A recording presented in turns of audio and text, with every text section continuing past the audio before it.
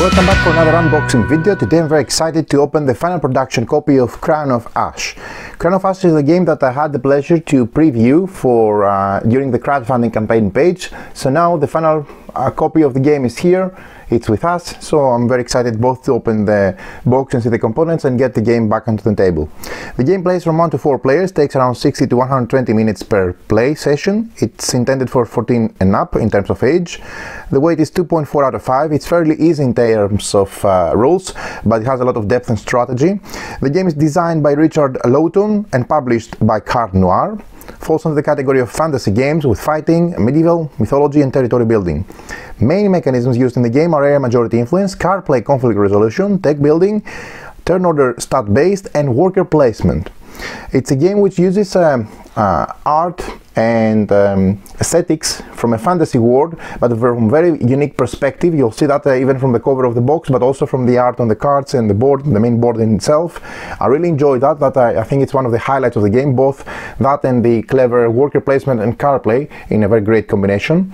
So, as I said, Crown of Ash is a strategic worker placement area control game for 1 to 4 players.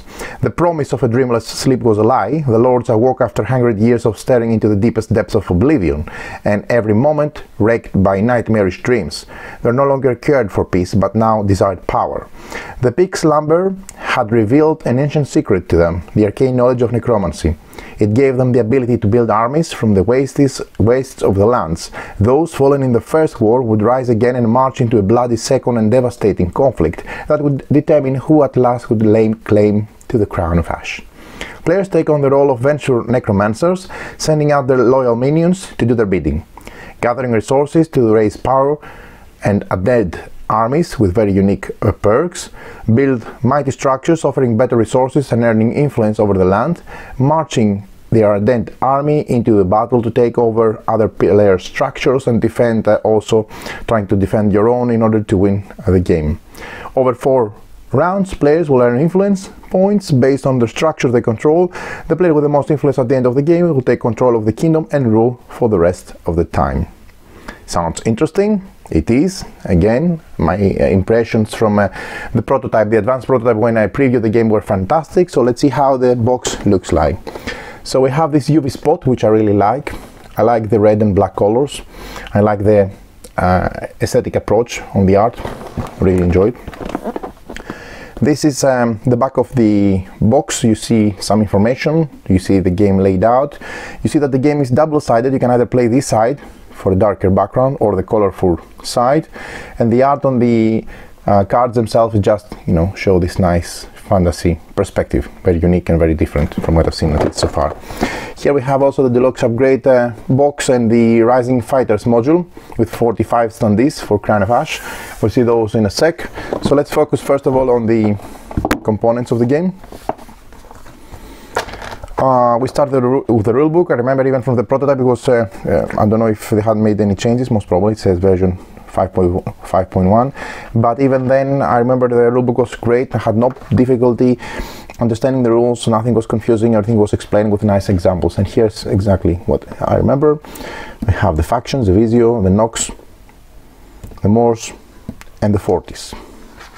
The components of the game: we have the double-sided main board, 4 player mats, a variety of tokens, cubes, and additionally the round tracker, 45 fighter cards, fate cards, solo cards, combat cards, minions, control tokens, and a variety of bone resources, ash resources, blood resources, and sulfur resources. The resources are very thematic and make sense in the game based on the theme. Gold coins and other structured tiles. Now, again, this is how you set up the game. Very nice, detailed, with numerical steps, so easy to follow and straightforward. This is a game overview. On the player's turn, they assign a single minion to do their bidding. Okay, the main actions are gather, build, battle, refresh, and then you have the end of your turn. Here's how you win, the resources, the fighters, the cards, how they work, the anatomy, and the different structures, how they work and what they do. The citadel at the center is also explained, and what is a citadel. The combat is really nice and straightforward and very intuitive, if you ask me. combat cards, end of round, and then you have the end game scoring. Also there's the advanced mode with player powers, solo mode with AI players, it's a really nice solo mode, and then some glossary of iconography at the back. Right, now let's dive again into the rest of the components. We have player aids, one for each player. It's color coded with the color faction of the player. It has a gameplay overview from the back, and it has the end of the round and the reminder for the faction. Cool. Before doing anything else, I want to take out the board and lay it in front of us. So let me show you. This is a matte thick cardboard with nice quality board. As you can see, it's dual-sided. So from this side it has I really like this side also. It has a highlight with pink or red, maybe towards the pink I would say, and then the area for the citadel. But also this is the normal side where it's exactly the same, but the different sections of the board are highlighted. You know, the forest, the mountains, the volcano, the coast, the village, and the desert. Okay, very, very nice. Now, having said that, let me squeeze this a bit in so you can continue focusing on the components. We have the round tracker that I mentioned before. Nice. We have 3 punch boards. The game also comes with an insert, as you can see. It's really nice, holds the components together. Great production. Very happy with what I see so far. We have 4 player boards. They are recessed with recessed slots for the trackers and for the units and for your cards. Again, thick cardboard with the logo of the faction at the back. Very qualitative, sturdy, top-notch quality. The art is unique, as you can see. Really nice, cool. Okay, we have baggies. Then we have resources. We have blood resources, bone resources. So again, these are printed. These are the blood, the bone resources, and these are the blood resources. Both custom shape and printed and different color. Looks nice. Then we also have the sulfur, the yellow ones, and the ash, the vases. These also look really nice. So all these are the custom resources. We have 2 dice. Nice. Okay. Then we have the active player token and the VP tracker cubes. This is really cool. Really cool. One of the coolest tokens I've seen. Okay. And then we have the minions. 4 per player. Okay, plus the cards of the game. Everything is a nice insert with slots, so if you keep also the punch boards and you put them below there, you'll have no problem. Everything is going to fit like a glove. Right, so having said that, let's see our minions. Nice colors. I just wish they were printed on both sides. I can understand the cost would be higher, but they look really nice. Okay, and then we also have the pink and the brown and the green. Okay. Then we have the control tokens. These are hex tokens, but they match the logo of the faction. Okay, they go in the spots, as you can see. Each faction has, if I remember correctly, 7 of them. Okay. These are the structures that they are built. We have a total of 27 structures. Okay. Nice variety. And they go on the respective spots. If you don't know how to play the game, I really urge you to go and see the detailed preview that I've done. It's very detailed. It has advanced prototypes, so you will not notice a big difference in the components, and you'll be able to understand how the game works. Then we have also some multipliers for the resources, you know, with denominations of 3 instead of single if you run out, I suppose. Okay, cool. More structure tiles. Nice thick cardboard. Everything comes out of the punch board with ease, no problem. As expected, as I would have liked it to be. Great thickness. It's a matte print. Okay, good, good, good.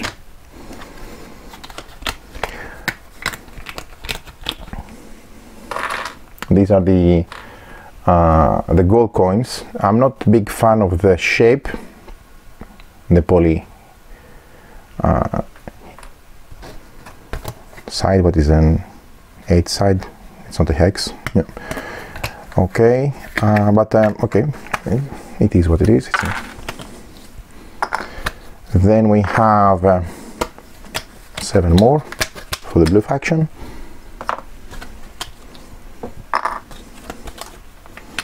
These are postal tokens, as they're called. You have 1 value from one side and a 2 value from the back side. And the last punch board has the remaining of the components. Again, more structures. There's a large variety of structures. Again, 27, there are a lot. So a lot of replayability in the game. Not only from the structures, of course, from all components of the game, and also the way the game plays.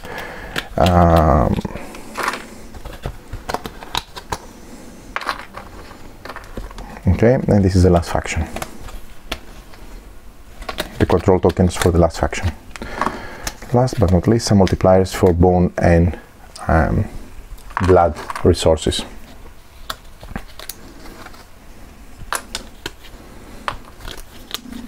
Cool.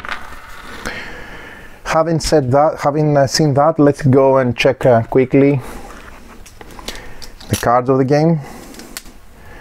We have a variety of cards, 20 combat cards, 60 minion cards, 28 control tokens, and 6 fate cards, 1 king card, 44 fighter cards, and 7 solo cards. So the cards have a very minimalistic design. Okay,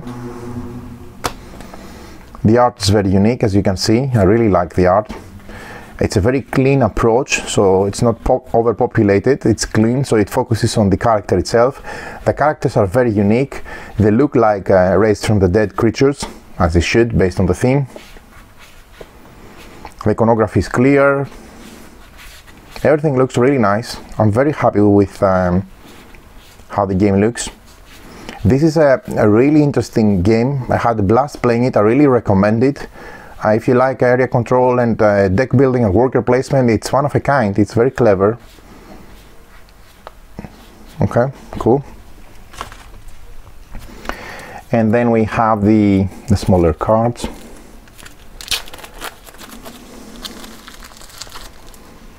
Okay, these are control combat cards for the combat. Again, linked with the combat system of the game and with each faction. Right. Okay, then moving forward to the deluxe upgrade of this box, which brings 4 storage bags, 28 wooden control tokens, 4 metal turn tracker tokens, 24 wooden coins, and 2 custom dice. Right. Let's dive. Ooh, nice.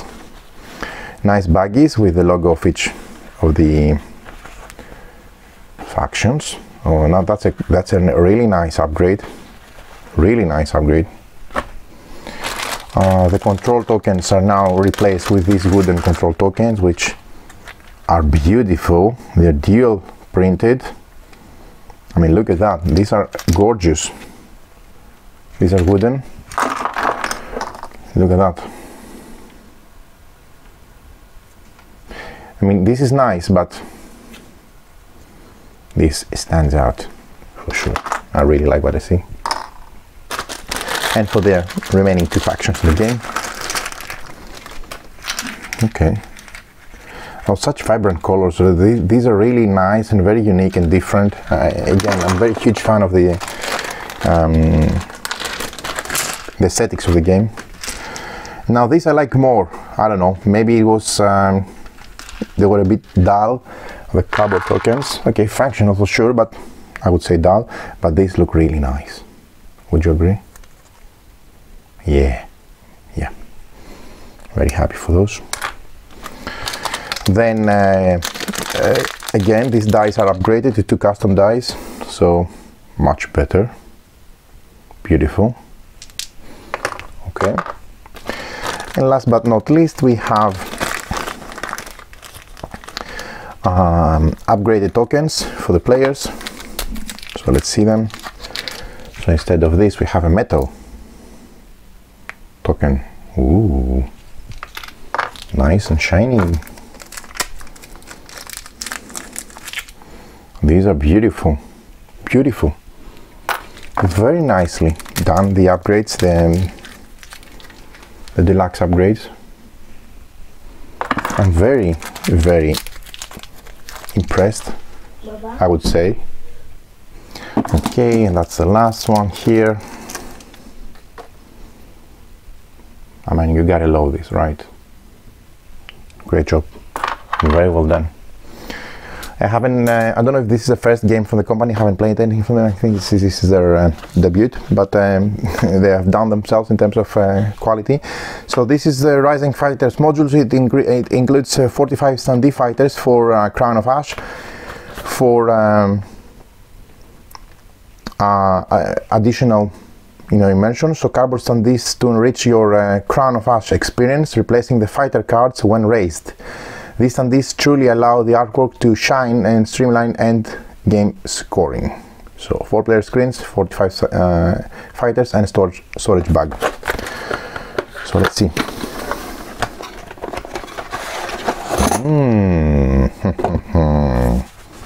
Nice. Okay, so this is a storage bag, larger than the other ones for sure, because it has the it's designed to hold the whole number of standees. The base is now, these are really nice, look, nice chunky plastic bases. Okay, we have the player screens, one for each player with their logo again. So let's see how these look. Wonderful components, really wonderful components. And then how the module works. Okay, so you see, once you raise them, you replace the card. Once you raise them, you replace the card with the standee, and it has the numbers you want to look on the card itself, so you don't worry about the cost. Okay, which is only to raise them, which is fantastic. What a brilliant idea. So let me show you the standees, how they look. They have the same nice art from the cards, and and they're with thick cardboard, so this is nice, really nice. Yeah, so instead of then placing the card and leaving the card on its spot, you would add the standee. So this really adds a very nice, I would say,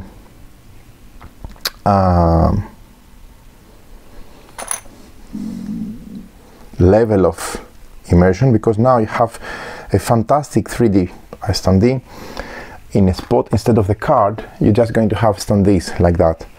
So this looks absolutely amazing. I really like what I see. That's such a great idea. I mean, it's not needed for the game in terms of gameplay. I didn't have the standees when I played the game in the preview, but they really do shine, you know.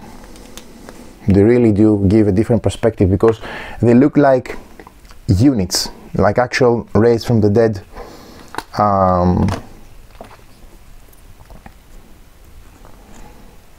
specters or whatever. So you can see the banner and the color matching. Fantastic, fantastic. I'm very happy to see this. I'm really satisfied with the components. Great job, excellent execution. So a fantastic game, a really great game. Gets an amazing production, so very well done. Kudos to you.